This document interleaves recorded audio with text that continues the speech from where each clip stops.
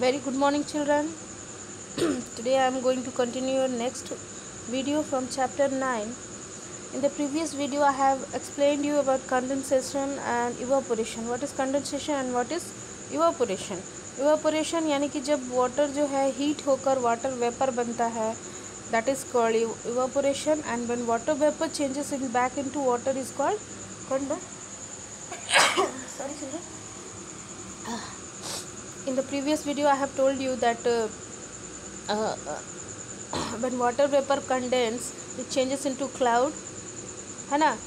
Water vapour जब condense होता है, वाटर वेपर जब ऊपर हवा में जाता है और जब ठंडी हवाओं से मिलता है तो it changes into small drop of water, और ये स्मॉल ड्रॉप जो होता है एक साथ मिलकर बड़े ड्रॉप बन जाते हैं, यानी कि they changes into cloud, and these clouds are also formed by condensation, यानी बादल का बनना, that is the process of condensation. Okay children. और पानी का भाप में बदलना, इट इज़ इवापोरेशन.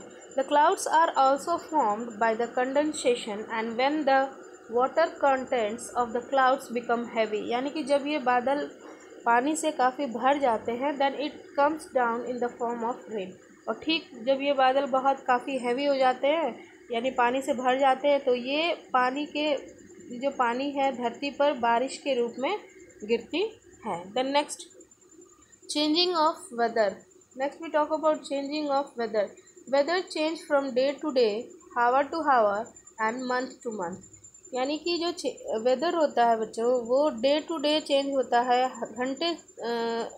हर घंटे ही बदलता है, and month to month. Some days are sunny and bright while some days are cloudy or wind. Sometimes it is hot, sometimes it is cold.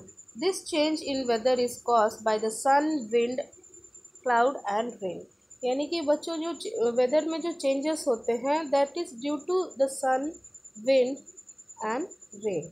यानी कि ये 3-4 जो फैक्टर्स है जिसके कारण ये वेदर जो होते हैं वो चेंज रहते हैं. क्योंकि आपने वेदर देखा होगा, कभी दिन मौसम कैसा होता है, कभी अभी इसी पल बारिश हो रही है, नेक्स्ट गर्मी होने लगती है, तो it is a kind of weather. Then next, let us talk about the factors that affect the weather. तो सबसे पहले हम बात कर लेते हैं सन की, कि सन जो है किस प्रकार रेस्पॉन्सिबल है वेदर के चेंज होने में. That is the sun gives heat and light.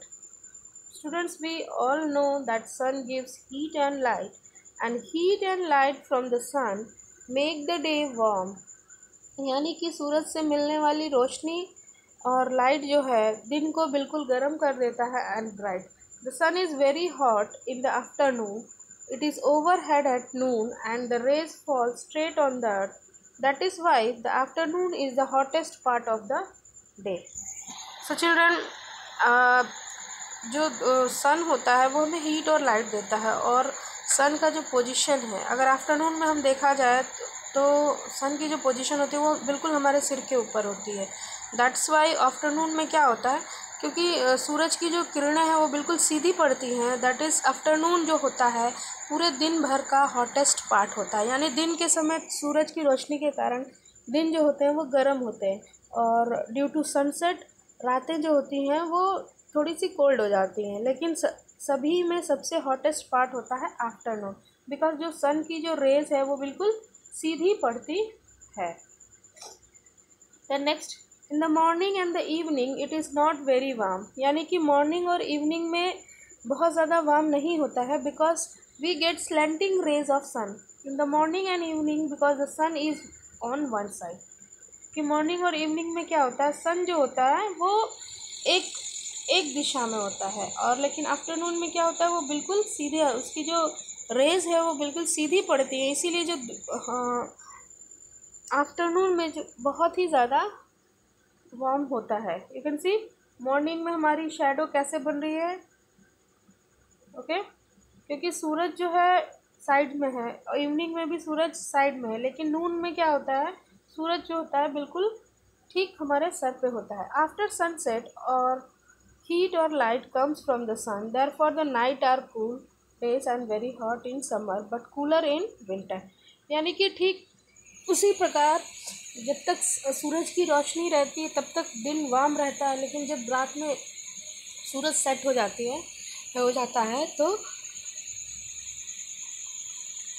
Night जो है वो ठंडे हो जाते हैं। ठीक वैसे ही days are very hot in summer and cooler in winter. ठीक वैसे ही समर में, गर्मी के मौसम में हमें ज़्यादा रोशनी मिलती है, सूरज जो होता है अधिक देर तक हमारे पृथ्वी पर दिखाई पड़ता है, इसलिए समर में गर्मी होती है यहाँ पर और ठंडी में ठंडी होती है। Then next we talk about wind. How wind is responsible for the changing of the weather. The next, moving air is called wind, and when the wind blows very softly, it is called breeze. यानी कि जब air जो होता है वो जब moving हो जाता है, यानी कि जब वो चलता है तो that is called wind. When the wind blows very softly, और जब विंड जो है बहुत ही सॉफ्टली ब्लो करता है, यानी बहुत ही हमें आनंद में देता है, दैट इज़ कॉल्ड ब्रीज।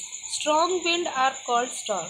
यानी कि तीन प्रकार के एयर जो होते हैं वो तीन प्रकार के, एक moving air is called wind, soft जो विंड ब्लो होता है दैट इज़ ब्रीज, और जो बहुत ही स्ट्रॉन्ग तरीके से जो विंड ब्लो करता है जिससे बहुत सारे जैसे कि पेड़ उखड़ जाते हैं, घर गिर जाते हैं, दैट इज़ स्टॉर्म यानी कि तूफान।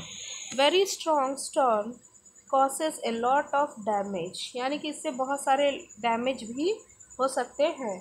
These can uproot the trees and blow away the huts or कच्चा हाउस। यानी कि तूफ़ान के कारण क्या हो सकता है, तूफ़ान के कारण ट्रीज़ अप्रूट हो जाते हैं, यानी कि पेड़ उखड़ जाते हैं, झोपड़ियाँ उड़ जाती हैं, और जो कच्चे घर होते हैं दैट इज़ वो डैमेज हो जाते हैं।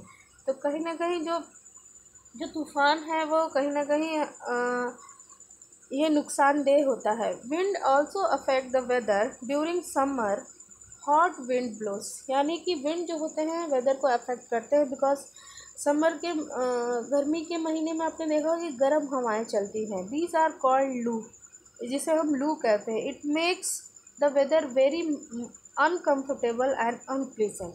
और ये जो गर्म हवाएं हैं वो हमारे मौसम को ये वेदर को अनकम्फर्टेबल बना देते हैं कि हम इसमें कंफर्टेबल फील नहीं करते हैं और बिल्कुल ही हमें अच्छा नहीं लगता है, क्योंकि जो गर्म हवाएं हैं वो हमें बहुत ही जलन गर्मी देती हैं। During winter cold wind makes the day very cold. और ठंडी के मौसम में जो ठंडी हवाएं चलती हैं इसके कारण ठंड और ज़्यादा बढ़ जाती है। तो इस प्रकार से विंड भी एक फैक्टर है दैट अफेक्ट्स द वेदर, यानी इसके विंड के कारण भी वेदर में चेंजेस होते रहते हैं। The next we talk about that is cloud. यानी क्लाउड्स भी they also affect the weather. The sky is covered with clouds on a cloudy day। यानी कि बारिश के मौसम में आपने देखा होगा आसमान जो होता है बादलों से ढका होता है। On these days the sun rays cannot reach us, so cloudy days are cooler than the sunny days। तो सूरज जो है बादलों में छिप जाता है, इसके कारण सूरज की रोशनी हमें काफ़ी रेस जो है वो पृथ्वी पर नहीं पड़ पाती है, या फिर किसी भी पार्ट में देख लेते हैं बारिश के मौसम में। इस समय के जो डेज़ होते हैं वो गर्मी के दिनों से थोड़े ठंडे होते हैं, but cloudy nights are warmer. लेकिन जब जो रात होती है वो बहुत ज़्यादा गर्मी होती है। आपने देखा हो ना बारिश के मौसम में रात में बहुत ज़्यादा गर्मी होती है, दिन में हल्का फुल्का ठंडा होता है। This is because the cloud do not allow the heat of the earth to escape into the atmosphere above। क्योंकि इसका सबसे बड़ा रीज़न है कि जब पृथ्वी का जो वाटर वेपर है, यानी पृथ्वी का जो एटमॉस्फेयर वाटर वेपर है, जब वो ऊपर की तरफ उड़ता है तो वो एयर में नहीं पहुंच पाता है, क्योंकि क्लाउड क्या करता है उसको ब्लॉक कर देता है, जिसके कारण गर्मी बनी रहती है। और बाकी सब दिनों में जब पृथ्वी का जो एटमॉस्फेयर है, पृथ्वी का जो हीट है वो कहीं ना कहीं इवापोरेट होकर ऊपर उड़ता रहता है, इससे धरती ठंडी हो जाती है।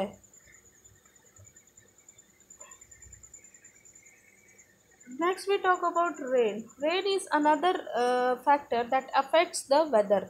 सम क्लाउड ब्रिंग रेन, यानी कि कुछ ऐसे क्लाउड्स होते हैं जो रेन लाते हैं। When it rains the earth is cooled and plants get water. यानी जब बारिश होती है तो पृथ्वी जो होती है वो ठंडी हो जाती है और पौधों को पानी भी मिलता है। We welcome the rain after the hot summer day. यानी कि गर्मी के बाद बरसात का हम वेलकम जब करते हैं, it brings relief comfort from heat. और बारिश से क्या हो जाता है, कहीं ना कहीं गर्मी में रिलीफ हमें मिलता है, बहुत ज़्यादा रिलीफ। आपने देखा होगा गर्मी के मौसम में हमें ऐसा लगता है कि काश बारिश हो जाती, है ना। Farmers also welcome the rain as they need water for the crops. और इस समय फार्मर्स, किसानों को भी अपनी खेती स्टार्ट करने के लिए पानी की आवश्यकता होती है। Too much rain can cause flood, यानी कि बहुत अधिक अगर बारिश हो जाती है तो इससे बाढ़ भी आ सकता है। A flood can damage crops, buildings and take the lives of animals and human beings. आपने देखा होगा बच्चों कि जब काफ़ी ज़्यादा पानी आ जाता है यानी बाढ़ आ जाती है तो इससे हमारे फसल तो नष्ट होती ही है, उसके साथ साथ हमारे बिल्डिंग्स, कहीं कहीं पे जानवर, कहीं कहीं पे ह्यूमन बींग्स की लाइफ्स को भी हमें ख़त्म करना होता है। यानी कि आपने देखा हो ना, बाढ़ में बहुत सारे लोग मर जाते हैं, जानवर मर जाते हैं। तो कहीं ना कहीं रेन भी हमारे वेदर को अफेक्ट करता है।